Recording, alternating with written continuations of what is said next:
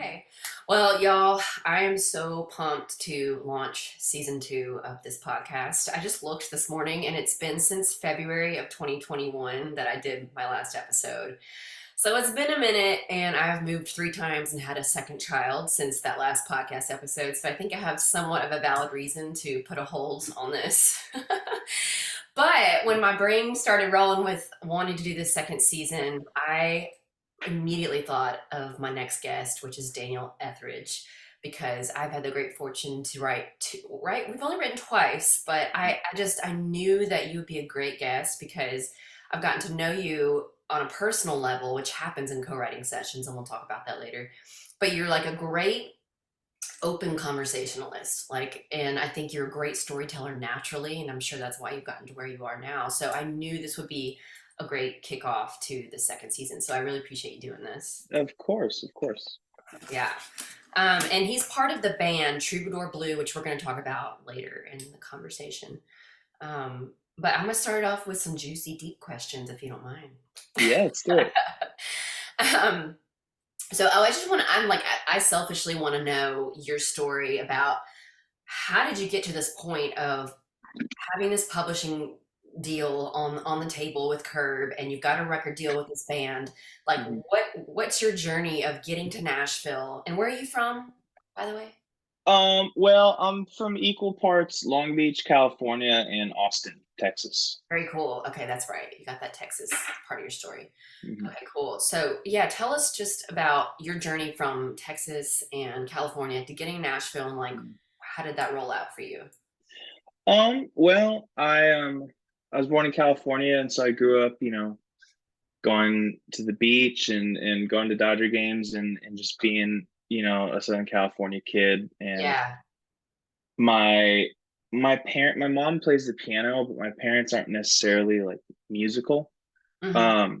But my dad was born in 52, and so, the music that we had in the house wasn't modern pop. I was born in 95, so by the time that I like understood what music was, it was like NSYNC and Britney Spears and Destiny's Child, and like that was like blowing up on pop radio. But in the house it was a lot of the Rolling Stones and the Beach Boys and a lot of Motown, a lot of the Temptations and the Four Tops and Martha Reeves, and so I grew up loving music, and it was always in the house. And halfway through 5th grade, we moved to Texas, and we well, to be honest, what had happened, and you can cut this out if you want, what had happened is my dad's retired military, and so we got to Texas, and my dad was like, we can buy firearms. And I was like, no, we're a firearm family over here. So. Yeah, okay. So we get to Texas, my dad's like, we can buy guns. And so, we got a shotgun so we could go, shoot pigeons, clay pigeons, all the things. And so we start like kind of collecting things. And basically I'd work the summer mowing lawns and washing cars for our neighbors so that I could buy a deer rifle for deer season. Love it. And my mom was like, no more guns. Really? You've gone. Well, yeah, she was like, all of you have gone too crazy. We got here and you lost your mind. Pretty much. And, yeah. And I'm like, 11 at this point, and I have, like $400, and I think I'm Bill Gates. And I'm like, what am I going to do with all this money? Right. Yeah. And at the time, Guitar Hero was like the big video game. Okay. And so my dad was like, well, instead of wasting all your time playing that stupid game, why don't you learn to play the actual guitar? Right. That's a good dad.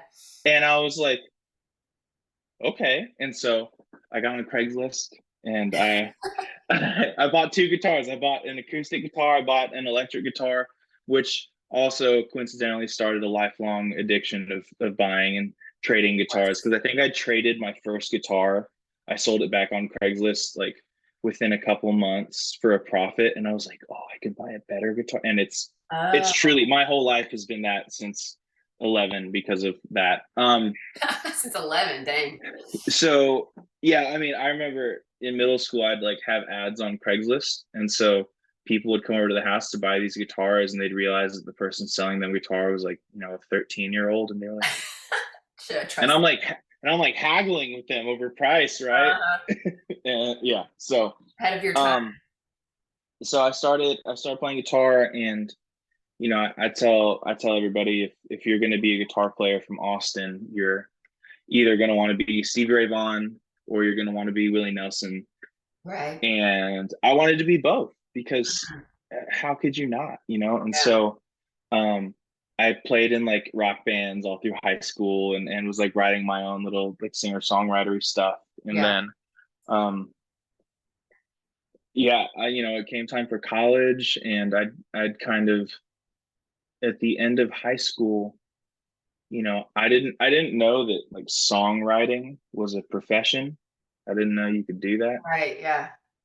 And people had kind of talked about it, and I had already been committed to going to Belmont in Nashville, Nice. um, to be a vocal performance major. So I was going to go Wow. to this, I went to the School of Music to be a commercial vocal performance major, and I What do went you mean by there. local performance? Is that like commercially you said, or because my sister was an opera major at Vanderbilt actually, and Yeah. that's a vocal performance major, but you weren't doing Yeah. opera, right? No, well, kind of. So at Belmont, your first 3 semesters are classical studies That's because they it. want you to have a foundation in Totally. that. And I had grown up singing in choir. I'd done all-state choir in Texas. Like I was ranked in the top 3 for 3 years in a row in high school, and I like did it. And I had a handful of scholarship offers to sing classically at universities Wow. across the country. And my parents, I'm very grateful. My parents were very supportive, and they're like, look, if you're really passionate about what you want to do and you want to go to Nashville, then go to Nashville. And I was like, okay. So I Love it. did. And so Parents. yeah, and I moved to Nashville, and I was studying voice, but I was taking private guitar instruction at Belmont with the guitar faculty. And I was playing guitar for other students in vocal seminars and like on Broadway and stuff. Awesome. And probably like, I don't know, 5 months into being in Nashville, I was talking to my guitar professor, and I was like, man, I'm getting really sick of playing these cover songs, you Yes. know? And it's not because the songs were bad, it's just because I wanted to, play my own songs. Hmm. And my guitar professor said, kind of like flippantly, he's like, well, if you don't want to play those songs, just write better songs. And I was like, oh, Okay. okay. Like, and it's because he said it to be like kind of dismissive, Yeah. but I remember hearing it and I was like, that's a great idea. That's a great idea. Like, Yeah. why didn't I think of that? Just play your own songs. Right. And so that's when I really started co-writing, because in Austin there's a really vibrant, booming music scene, Hmm. but it's not necessarily based on The song. collaborating as songwriters. Yeah.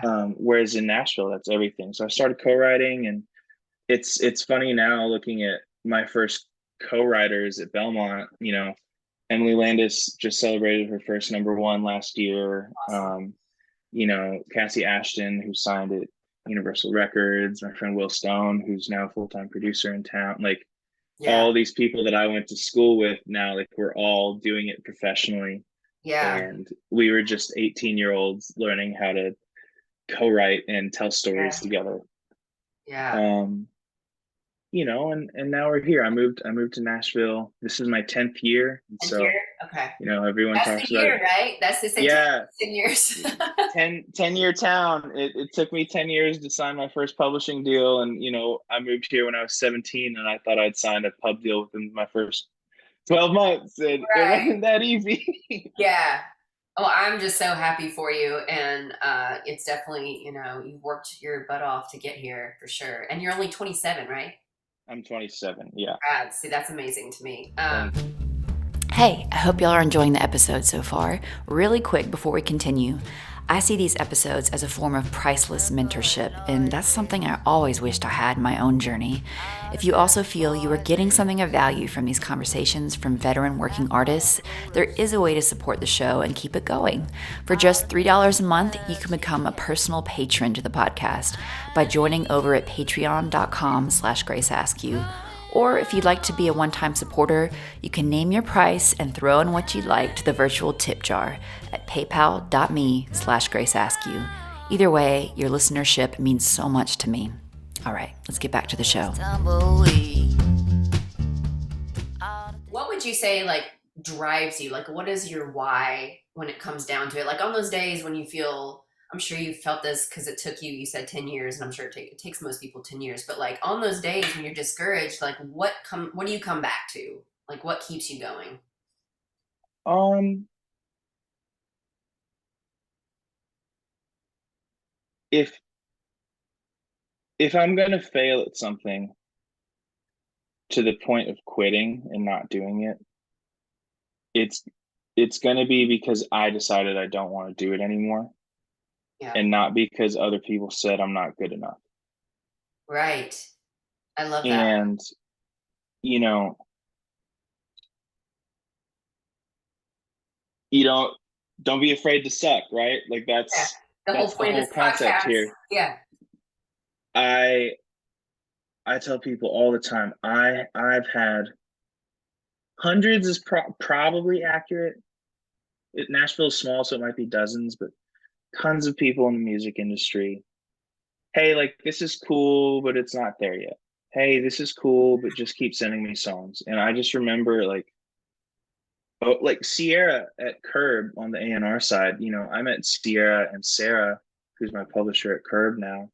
I met them when they were working at Disney like 5-6 years ago. Ah, And I got breakfast with Sierra the other day, and she's like, I remember when I met you, like I thought the songs were great, and I really liked what you were doing. But she's like, I remember you kind of seemed like you were mad at the world. oh man. And I was, like I had at that point, I had been offered a publishing deal at one of the majors here in town, and it was excited. And the president of the company like called my parents and said they were going to Wow. sign me and all this stuff. And then like 2 weeks later, all of a sudden there was no deal and there was no contact, and they acted like I didn't exist. And What? you know, I was crushed. Yeah. Because I was, I think, like newly 21. I was still a kid, and at the end of the day, now that I'm older, like business is business. And do I think that could have been handled better? Sure, but it's a business, and I understand. But at the time, like it, I felt like I was dying. Like I felt so much shame and embarrassment that I remember that the people of that company had told my parents, right? And they're like, don't go crazy yet. Like we still need to sign the deal and everything, but it's pretty much done. And Wow. so I told my parents, I was like, don't tell anyone yet because it's not done. And Oh, then 2 weeks later, the deal is gone. And then 3 weeks later, I went home because my little brother was performing in the musical at the high school that I graduated from, that he was at. And I just remember I knew the deal didn't exist anymore, right? My parents had told all my friends' parents ugh. that I was signing at this company. So all of these adults that I grew up with were telling me how proud they were of me Oh my and gosh. congratulating me and saying how they always knew I could do it. And I was the only one that knew this deal no longer existed. Oh, oh my And, God. I everyone's going to tell you like they stay in this game because they love it and they're passionate and they have to do it. And I feel that way. I feel that way every day, and it's true for me. Yeah. But to be honest with you, there's a large part of me that when I look at this business, I'm like, I'm gonna do this because I'm gonna do it. Like it's just I have to. You Have said to. I couldn't. You made me look stupid. You made me feel small. You Yeah. don't get to do that. Yes. I get to do it. If I want to make myself feel small and Yes. throw myself in the trash, fine. That's on me. That's on me. But you don't get to do it. I have that power. You don't. And Yeah. so maybe, and I talked to my therapist about this, maybe that's not the healthiest approach, you No, know, I think that makes complete sense. Like there, you it's a know, personal thing that you have to go through with the daring to suck, and you don't allow others to make you feel like you suck. yeah, I mean, you think about the great athletes that everyone looks up to. Yeah. I think a lot of the greatness happens because part of them somewhere inside is angry. They're angry. Yeah, And, they got something to prove. I never want that part to be the majority shareholder in my brain. Yeah. But I definitely let him live. He doesn't have to pay rent. He lives in here. He sits there.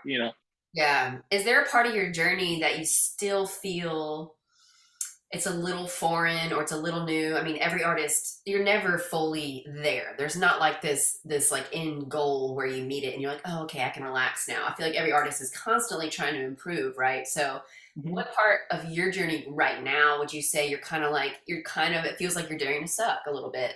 Because you've Mhm. accomplished so much already. Like, Well,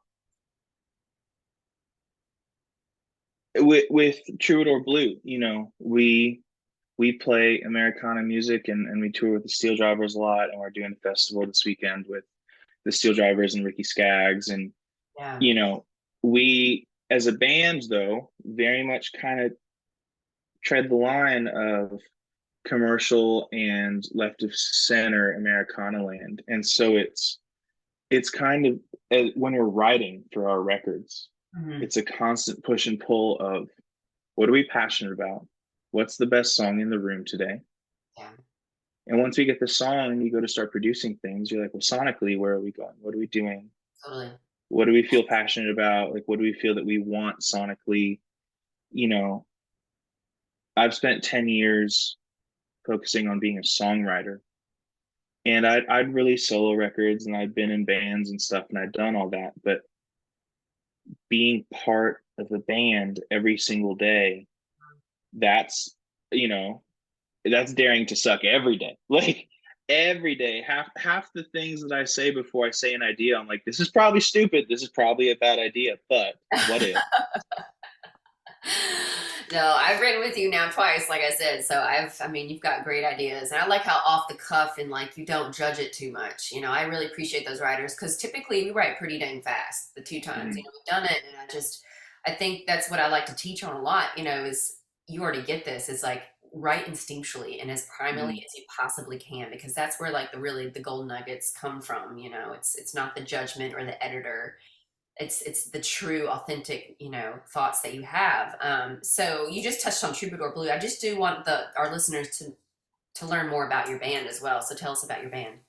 So Troubadour Blue is a trio made up of myself and then Eli Wheeler and Brenna Wheeler. They are brother sister, and I met Brenna 9 years ago in my second year in college. Brenna is a year younger than me, Mm-hmm. and she was so I was commercial voice, right?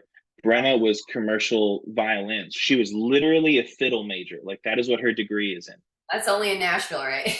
Only in Nashville. And so my second year I got into the bluegrass ensemble at Belmont, which is their kind of like Cool. critically acclaimed music ensemble within school music.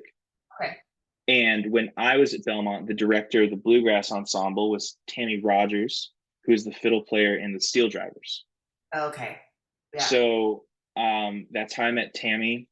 And you want to talk about being told no, right? The reason I ended up in the bluegrass ensemble is because the directors of the country ensemble and the singer-songwriter ensemble and all those things, they didn't want me. I auditioned and they're like, you're not good enough. You don't fit this thing. I love your grit And though. they told me no. And I just remember I saw the bluegrass concert, their end of year concert, and I was like, I have to be in this group. This is Yes. amazing. Because coming from Texas, I hadn't really been exposed to that kind of music. Right. And there was such a high caliber of like musicianship on top of songwriting that I was like, this is incredible. Yeah.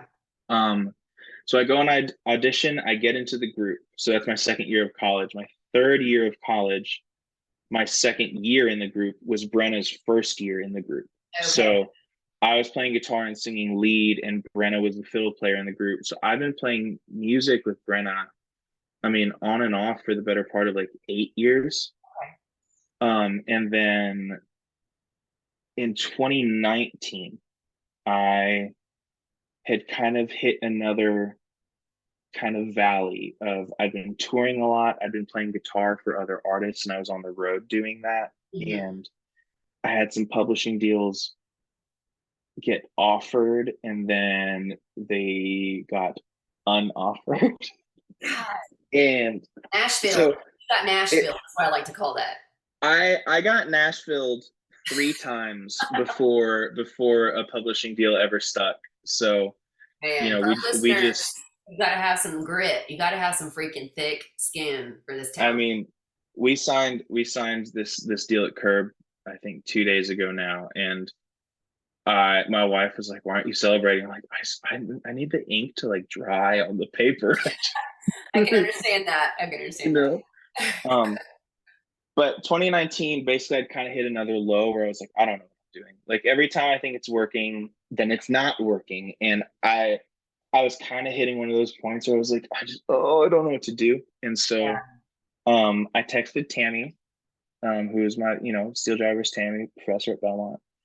And I was like, can we get lunch? I need some advice. And Yeah. Tammy has played, she's been in the Steel Drivers since the beginning with Stapleton. Tammy has toured with Patty Loveless, Reba, Trisha Yearwood, Trace Adkins, Emmylou Harris, Yeah. and Tammy's husband has been a guitar player for Reba and Brooks and Dunn forever. So like they're professionals. Right. And I was just like, I just need your advice. And so I went and I talked to Tammy, and Tammy was like, you should call Brenna and see what she's doing. And I didn't know that like the week before she had gotten lunch with Brenna, and Brenna had kind of said the same thing because Uh, Brenna had been on a contract on a cruise ship, like uh, playing in a band on a cruise ship, and then she wow. got back to land and she was like, "What do I do?" Right. And so we started writing together, and we were all excited. We're like, we put out a little project, and then like February of 2020, we're like, yeah, this is gonna work. And then a month later, the world ended, Right. Yeah. and so we kind of took all of 2020 to just keep like writing songs. And originally there was a different third member of Troubadour Blue that wasn't Eli. And it was our friend Quentin Flowers, who's an incredible bass player. And I want to say like early 21, Quentin was like, hey, my wife and I want to start a family. I want to be at home. I don't want to be a touring artist. Gotcha. So if that's not going to work, I need you to know. And we're like, that's Yeah. okay. And so then Quentin backed out. We had we had known that Eli, her brother, was going to graduate from college, and he's an incredible guitar player and vocalist. And we're like, Eli, you're going to graduate from college. The world just ended. You don't have a job. Do you want to be in this band? Totally. It's perfect. And so Eli joined the band, and then 10 months later, we played the Ryman. So it's all worked out. Amazing. It's amazing. I love it. What is your take? I mean, you kind of touched on it already on like the current state of the Nashville music industry, kind of the scene there, and like Mm-hmm. it seems to me like just coming from I'm a Memphis girl, sixth generation Memphis girl. There's kind of a rivalry with Memphis and Nashville a little bit, and I've always been like a little like arm's distance from Nashville because it was too cool. Mm-hmm. And but now I absolutely love the scene. I've gotten to write, and with so many Curb writers, and I feel like there's a family there. And Mm-hmm. it seems like, just from somewhat of an outsider's perspective, like there is a sense of community there. Like people are Mm-hmm. supportive of each other, they root each other on, and they introduce each other to maybe connectors that could help each other out. Is that what rings true for you?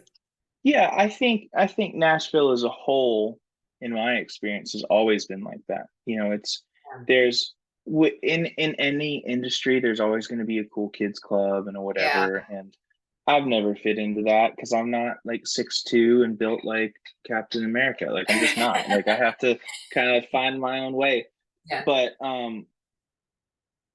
I think Nashville has always been innately supportive of each other because in a community like Nashville, where you have songwriters that need to work together, you have to be nice to each other. Yeah, you're all in it together. Yeah, you're all in it together. You have to make it work. You have to work with one another. And then I think when COVID happened, and so many people, what happened with COVID is the people that were kind of on the fence about could songwriting or music be my profession. The people that were on the fence, a lot of them gave up and they went back home. And the people that stayed, I think we all kind of looked around and saw each other as, you know, you're talking about grit. Like, you looked around and everyone that stayed, you're like, oh yeah, you would bleed for this, you would die for Yeah, this. And I think once everyone kind of recognized that about one another, I think everyone also leaned in even more. I love that. And I think, Nashville is back, like, the world never slowed down, but the music industry in particular, I think, because the music industry was, and the music industry was one of the last industries to come back. I mean, Mhm. these Yeah. mass gatherings of people didn't really Oof. want that. And so I think people have come back and hit the ground sprinting. Yeah. And I love it. Yeah, no, that's great to hear. I do think that Memphis has been a cliquier city historically, even just from the Stax era, musicians I've talked to from that era. It is a Mhm. smaller town, and I feel like we're kind of a little bit more gritty, like throwing our elbows and kind of like, this is my territory, this is what I've Mhm. got. Where I go to Nashville, and I feel like there's such a sense of abundance, if that Right. makes sense. Like, there's just everybody can win together, we can help each Hmm. other rise. And I'm guessing it's because a lot of people aren't from Nashville, whereas Hmm. Memphis, it's everyone's from Memphis pretty much. Right. So like there's more of a transplant kind of vibe, where Yes. we're not from here, so we need to help each other out and figure this thing out together. Yeah. I think when you get any type of city where there's a creative base that is kind of the heartbeat of the city, I think you need to have that because at its core, it's a bunch of people that move there that are chasing a dream, and it's really scary. And Yeah. you have to make yourself vulnerable in order to make it work. And I think there's like a lot of the human spirit is really beautiful in that sense when you're able to be vulnerable and be honest about your intentions. Yeah. And I think when you are honest and open about that, people will flock to you. Yeah. And I think that's why in Nashville too, you see waves of songwriters and artists. It comes in waves of these cohorts rising and falling together because they have their moment. And then, of the 10 that rise, 3 will stay. And, the other ones, they might not be superstars, but then they'll be part of the writing community and they'll be part of records to come for years. And so it's great. It's interesting to see it all play out. And speaking of, being vulnerable, I do think that's a huge skill set that you have to develop to be a great co-writer. If that's your path for any budding songwriters who are listening right now, I really would like for us to touch on that just for advice, on if that's the route, like if you want to be a songwriter solely, you have to be able to be vulnerable with these total strangers to a degree. I would say like that needs to be brought to the table immediately because there's not really getting to know you part when you get into that writing room. There's a little bit, but like I feel like you want to get to work, and so you have to open up and not be afraid to share your ideas. What would Mhm. you add to that? Well, I think in addition to being vulnerable and being willing, my rule is there are no dumb ideas, Mhm. because your dumb idea might prompt something in someone else, which will lead to what that third line of the second verse should be. Yeah, So, yes, being vulnerable at the same time on the other side of the coin, um, I think it's really important as a songwriter to be a very active listener in the room. oh yeah, yeah, um you know if you're writing with an artist in the room and you think your idea is the best but you're looking at this person across from you and they're not reacting to it, it doesn't matter if your idea was great, it's not right. yeah, And there's a level of ego and pride that you need to be able to set aside to be a great writer, because it doesn't matter about you being right, it matters about everyone feeling good.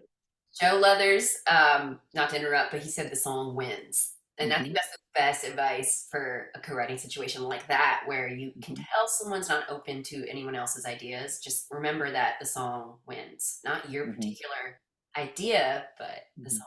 I mean, I've been in plenty of sessions, especially early on when I was like in my early 20s, where I'd be in the room with older writers and stuff, and I just couldn't get a word in. And that's okay. And we would sit there for 4 hours and I would basically just like play guitar, Yeah, and that's fine. But then, I left that room basically understanding that like they didn't value me. right. And that doesn't feel good. And then and just to have this moment, I'm a man. Like there's a level of like man to man that people won't really cross. I've been in rooms where I've watched other writers just like completely ignore a co-writer who's female, and I'm like, that Oh, sucks, man. Like, and I'm sure you've seen it. Like, I've never, I don't think I've ever really experienced that, but I can imagine it happens. I've been in rooms where I'll be like kind of observing it, and eventually I'm kind of like, hey, we have to hold on, Let's hold stop. on. Like, Yeah. you know, and I think it is important to recognize that too. Like I still have moments where people will kind of disregard what they think I might bring to the table. And, God knows what it would feel like if I was, a 5'2" blonde 19-year-old trying to make it in Nashville. Like, you're for sure getting ignored in the room, and that sucks. And, Yeah.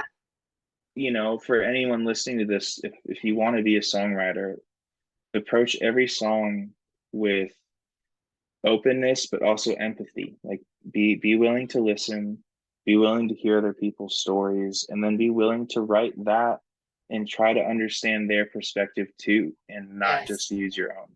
Yes. I love that. That's so Mm-hmm. true. Dare to suck. Mm-hmm. Um, I just have two more questions for you. So where can we find you playing next, first of all? Well, by the time this is posted, we'll have already played Florida, but we're playing Punta Gorda. I get on a flight in 4 hours Awesome. to play that festival. And then I believe the next time that you'll see me is at CMA Fest Awesome. on Saturday. Yeah. Okay. Saturday at 3:35 at the Hard Rock stage. The week after that, we're playing Rudy Fest. And then the rest of our summer kind of spreads out. But you can find all of our tour dates There you go. at Troubadour Blue's Instagram. That is TROUBADOUR. Okay. Perfect. And then Blue. Daniel, I'll link his Instagram on the podcast caption and everything, all the info you need. I like to wrap, and you kind of already touched on this, honestly, but I like to wrap all the conversations with if there was a moment that you truly wanted to quit, and it sounds like you've had those valleys, and we've all had, I mean, I've been there too. What was like that thing that you said to yourself that you were like, no, I need to keep going? And again, I think you've already touched on this, but if there's anything else you want to add for listeners who are up and coming. Um, yeah. So right after I graduated college, I had already had one of those Nashville moments where a deal had been offered and then it wasn't. And then right before I graduated, it kind of felt like there was going to be another, like this could happen and I could sign somewhere. Yeah. And then it didn't. And it it was crushing. And it's funny because, as a 27-year-old now, I'm like, I look back at what I was writing then and I was like, I wasn't ready. I know that I I wasn't, felt that too. I'm like, I thought I was ready at that time. I'm like, I but I wasn't. wasn't, and I remember graduating and having several of my friends sign deals at pretty big name publishing companies, Mhm. and feeling sorry for myself. And so then, you kind of go through that wave, but really the moment that you're asking about happened like 3 years later. So I graduate and I got a job here in Nashville working at Louis Vuitton in Green Hills Oh Mall. my gosh, I love it. And you can, first of all, when I got that job, I didn't know a single thing about anything in high fashion. So that was its Amazing. own whole learning curve. But during COVID, I'm working at Louis Vuitton, and the store had opened back up after COVID, and we had Louis Vuitton's a European company, and so they had very, very, very strict mask rules and everything. Right. Which, you know, it was what it was. I had to pay my rent, so I really wasn't gonna complain about it. Yeah. But just the people that I was like, you have to think it's the end of the world, it's the pandemic, everyone's worried about money, right? Yes. So think about the kind of person that's shopping at a high luxury store during that time. Oh my God. I can only imagine. It could be a lot. And I had many weeks where I was treated worse than garbage. I mean, just it was terrible. And I just remember I'm working at this job. I'm working a ton because I need to try and pay my bills, and you know, I'm not touring. I'm not doing other music stuff that used to help supplement my income. And so, um, at the time, my wife and I were dating. We weren't married yet, and Louis Vuitton had offered me a promotion, Nice. and it would have been, you know, like full time, basically like as a manager with, you know, a pay bump and all this stuff. And Were I the looked at my stores open? They were like you were working in the store throughout the pandemic? mhm. Okay, interesting. And you know, I came home and I talked to Callie, and I was like, they offered me this job, you know, it'd be more money, you know, we wouldn't have to be worried about bills, blah blah blah. But like I don't know, with music, like Yeah, I don't know. And it wasn't that I was going to quit. It's just that it would have to take like a pretty severe back seat. totally. And it was just one of those things where I was like, we need money like that. Yeah. You know, I don't want us to be homeless. Yeah. And I was like, it wasn't, should I quit? But I was like, should I put this down for a while? Basically is what it was. Yeah. And my wife, who I'm grateful for every day, she was like, I tell you what, she's like, when you're at a spot where I don't think it's working and I don't think it's going to work, I'll tell you, but we're not there yet. So don't take the job. Amazing wife. And I didn't. And so I didn't take the job, and I started doing more session work and demo work. And, you know, Yeah. the band kind of started taking off and we were touring more. And I think like 8 months later, I ended up actually quitting that job because I didn't need it, and I Yeah. was making money with music again. Yeah. And you know, we made it through that storm, but there was a stretch there where I was like, maybe putting the guitar down for a while is the best Yeah. mature, responsible option. Yeah. And you know, it took the heart of my now wife, who's much wiser than I am, to be like, we're not at quitting time yet, so don't And hang it up. and then imagine when you have kids on top of that, it's like you have to have that supportive partner or else you're screwed. Like I'm so grateful that I get to be doing things like this and driving to Nashville once a week, even with Mhm. a 3-year-old and a 1-year-old at home. Mhm. It's like it's just for listeners who just be careful who you partner with for the rest of your life. Make sure they are like all in on your journey. All in. Yeah. Yeah, I mean, it's hard. My wife, she has her master's degree in marriage and family therapy, Oh wow. so She knows. it's yeah, for all the guys out there, you think you're wrong in a fight all the time, I am academically wrong, so that's this is a whole other You're thing. screwed. You're screwed. Yeah, but you know, Oh no. it works out. I'm married to a lawyer, so that lawyer element gets into our fights too. So, Yeah, absolutely. like, you're not in a courtroom. Please stop. Yeah, please. We don't need all that evidence. Put it away. Please. Well, thank you for sharing your wisdom and your journey and just being open with us. And I really can't wait to launch your episode. I think you're going to inspire a lot of people. So, thank you so, so much for your time. No, absolutely. I was happy to be here. I think by the time this launches, it'll be fully announced that I've signed my publishing deal Yeah. at Curb Publishing with Rodney Atkins in his first joint venture. So Awesome. I'm really excited for everything in the future. Grace, I'm super excited for us to write more. and Yes. work on, your songs and your artistry. I think your music's incredible, and I can't wait to do this again. All right. Well, really appreciate your time and safe travels to Florida. Thank you. All right. Bye. I'll see you soon. See you later.